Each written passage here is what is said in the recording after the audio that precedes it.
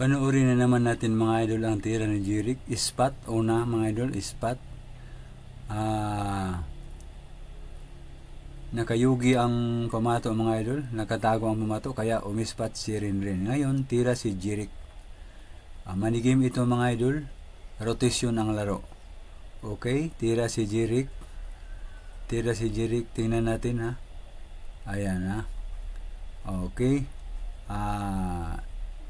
Isang bula lang ang maiwan mga idol. Isang bula, tapos na ang laro ni Jeric, no?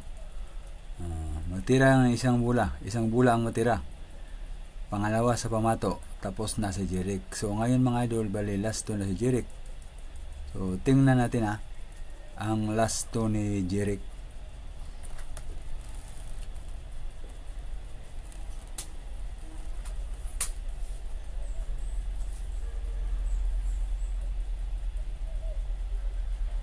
Ayan.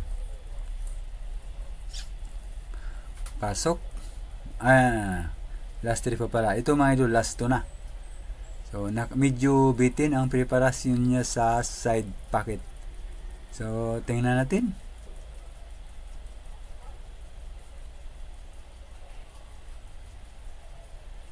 Kasi kung babalik pa to kay Rinrin, abay, wala na. Talo na siya kung babalik pa to kay Rinrin. So, kailangan tapusin niya ang laro, no? Tapusin niya ang last turn niya. Kasi pag babalik kay Rinrin, tapos siya.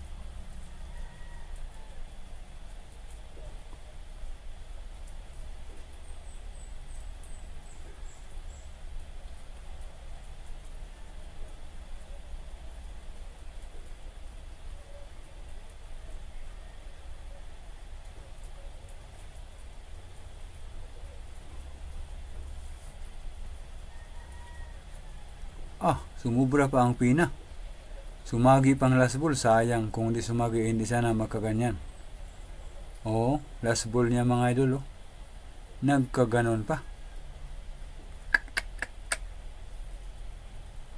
Delikado to. Pero panoorin na lang natin kung ano ang diskarte niya. Sinukat. Diyan daw patamaan niya. Dipinsa yata. Placing yata yan, no? Placing mga idol, no?